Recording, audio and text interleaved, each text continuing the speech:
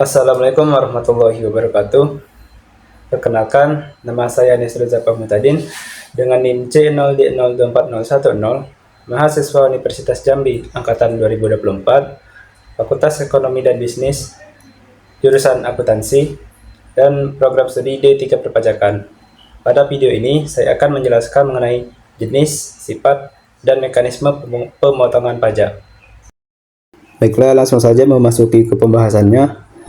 Jenis, sifat, dan mekanisme pemotongan pajak. Di sini ada rangkaian atau susunan dari pembahasan ini. Yang pertama, apa itu pemotongan pajak? Lalu dilanjutkan dengan tujuan pemotongan pajak, jenis pemotongan pajak, sifat pemotongan pajak, mekanisme pemotongan pajak, dan ditutup dengan kesimpulan. Masuki pembahasan pertama, apa itu pemotongan pajak? Pemotongan pajak adalah mekanisme pemungutan pajak di mana pihak ketiga seperti pemberi kerja atau bendahara pemerintah memotong pajak langsung dari penghasilan wajib pajak dan menyetorkannya ke negara.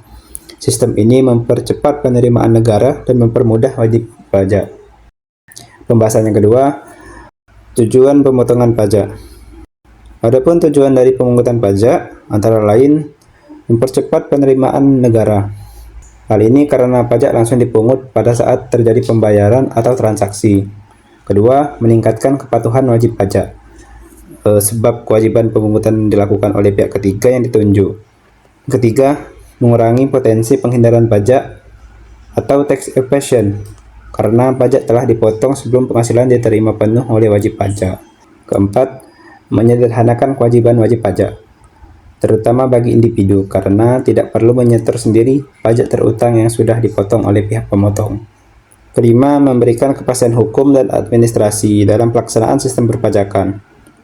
Keenam, mendukung efektivitas pengawasan perpajakan, karena data pemotongan tercatat melalui SPT masa dan SPT tahunan. Pembahasan ketiga, jenis pemotongan pajak. Dasar hukum mengenai pemotongan pajak diatur dalam Undang-Undang Nomor 36 Tahun 2008 tentang pajak penghasilan beserta peraturan turunannya. Dalam undang-undang tersebut dijelaskan bahwa terdapat beberapa pasal khusus yang mengatur jenis-jenis pajak yang dipungut melalui sistem pemotongan. Antara lain, PPh pasal 21. PPh pasal 21 dikenakan atas penghasilan berupa gaji, upah, honorarium, tunjangan, dan pembayaran lain yang diterima oleh orang pribadi dalam negeri sehubungan dengan pekerjaan, jabatan, atau jasa. Pemotongannya dilakukan oleh pemberi kerja atau pihak yang memberikan penghasilan. Contoh, gaji bulanan pegawai tetap, honorarium narasumber, uang pesangon, hingga uang pensiun. PPh pasal 22. PPh pasal 22 dikenakan atas kegiatan perdagangan tertentu, terutama impor, ekspor, atau transaksi pembelian barang oleh pemerintah dan badan usaha tertentu. Pemotongan biasanya dilakukan oleh bendahara pemerintah, bank devisa, atau badan usaha tertentu. Contoh, pungutan pajak pada saat impor barang oleh Direktorat Jenderal Bea dan Cukai, pembayaran atas pembelian barang oleh instansi pemerintah, serta penjualan produk hasil industri tertentu seperti BBM oleh Pertamina. PPh pasal 23. PPh pasal 23 berlaku untuk penghasilan yang diterima wajib pajak dalam negeri yang berasal dari modal, jasa, atau kegiatan tertentu selain yang dikenai PPh pasal 21. Pemotongan dilakukan oleh pihak yang membayarkan penghasilan tersebut. Contoh dividen yang dibagikan perusahaan, bunga atas pinjaman, royalti, sewa gedung atau aset, serta pembayaran jasa konsultan. PPh pasal 26. PPh pasal 26 dikenakan atas penghasilan yang bersumber dari Indonesia dan diterima oleh wajib pajak luar negeri, baik orang pribadi maupun badan usaha yang tidak berdomisili di Indonesia. Tarif PPh 26 umumnya lebih tinggi daripada PPh 21 dan 23, meskipun bisa berbeda jika ada penjajian pajak internasional.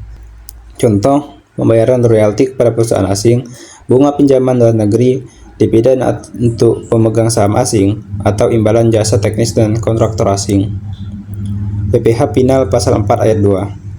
PPh Final adalah jenis pajak penghasilan yang bersifat final, artinya pajak yang dipotong atau dipungut tidak dapat dikreditkan lagi pada akhir tahun pajak. Dengan kata lain, kewajiban pajak dianggap selesai pada saat pajak tersebut dipotong. Contoh pajak atas bunga deposito dan tabungan, hadiah undian, transaksi penjualan saham di bursa, hingga penghasilan UMKM sesuai Peraturan Pemerintah Nomor 23 Tahun 2018. Pembahasan keempat, sifat pemotongan pajak. Secara umum, sifat pemotongan pajak dapat dibedakan menjadi dua. Yang pertama, bersifat tidak final.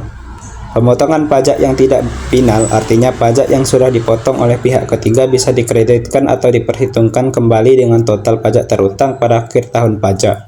Jadi, jika jumlah pajak yang sudah dipotong lebih besar daripada pajak yang seharusnya dibayar, maka wajib pajak bisa mendapatkan pengembalian atau restitusi. Contoh, PPh pasal 21 yang dipotong dari gaji pegawai setiap bulan. Jumlah tersebut nantinya akan dihitung ulang dalam SPT tahunan dan bisa dikreditkan terhadap total PPh terutang. Yang kedua, bersifat final. Pemotongan pajak yang bersifat final berarti pajak yang dipotong sudah dianggap menyelesaikan kewajiban pajak atas penghasilan tersebut. Artinya, jumlah yang sudah dipotong tidak perlu lagi dilaporkan untuk diperhitungkan dalam SPT tahunan karena statusnya sudah lunas. Contoh, PPh final pasal 4 ayat 2 atas bunga deposito, hadiah undian, transaksi saham, atau penghasilan UMKM. Pembahasan yang kelima, mekanisme pemotongan pajak. Pemotongan pajak pada dasarnya adalah proses yang melibatkan tiga pihak, yaitu pemberi penghasilan atau pemotong pajak, penerima penghasilan atau wajib pajak, dan pemerintah melalui Direktorat Jenderal Pajak atau DJP. Agar sistem ini berjalan tertib dan transparan, mekanisme pemotongan pajak telah diatur secara rinci dalam undang-undang dan peraturan pelaksanaannya. Secara garis besar, mekanisme pemotongan pajak meliputi beberapa tahapan berikut. Yang pertama, penentuan objek dan subjek pajak. Langkah awal adalah mengidentifikasi apakah penghasilan yang diterima merupakan objek pajak, serta siapa subjek pajaknya. Tidak semua penghasilan karena pemotongan, sehingga perlu melibatkan ketentuan peraturan, misalnya PPh pasal 21 untuk gaji pegawai atau PPh pasal 23 untuk dividen. Kedua, perhitungan jumlah pajak yang dipotong. Setelah objek dan subjek pajak jelas, pihak pemotong pajak menghitung besarnya pajak yang seharusnya dipotong sesuai dengan tarif yang berlaku. Tarif ini berbeda-beda tergantung pasal yang mengaturnya. Contoh, tarif progresif untuk PPh pasal 21 berdasarkan lapisan penghasilan kena pajak, atau tarif 15% untuk dividen pada PPh pasal 23. Ketiga, pelaksanaan pemotongan. Pemotongan dilakukan pada saat penghasilan dibayarkan atau disediakan untuk dibayarkan kepada wajib pajak. Dengan demikian, penerima penghasilan akan langsung menerima jumlah bersih setelah dikurangi pajak. Keempat, penyetoran pajak ke kas negara. Pihak pemotong pajak berkewajiban menyetor pajak yang sudah dipotong ke kas negara melalui bank persepsi atau pos persepsi yang ditunjuk pemerintah.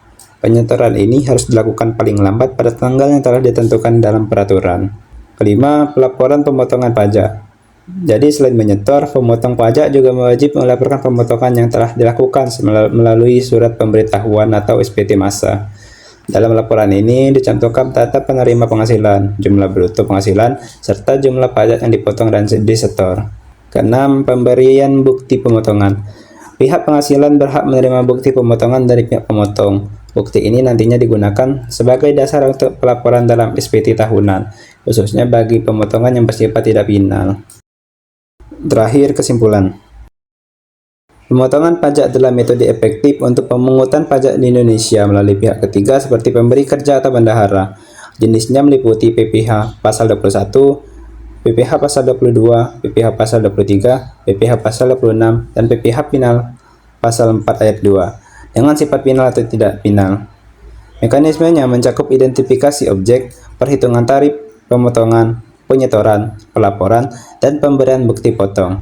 Pemotongan pajak ini penting untuk penerimaan negara dan meningkatkan kesadaran wajib pajak.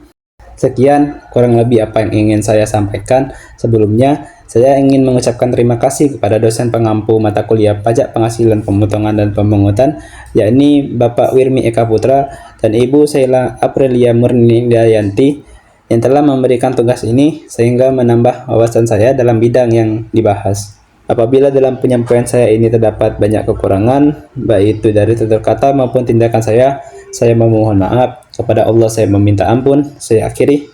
Wabillahi taufiq wal hidayah. Assalamualaikum warahmatullahi wabarakatuh.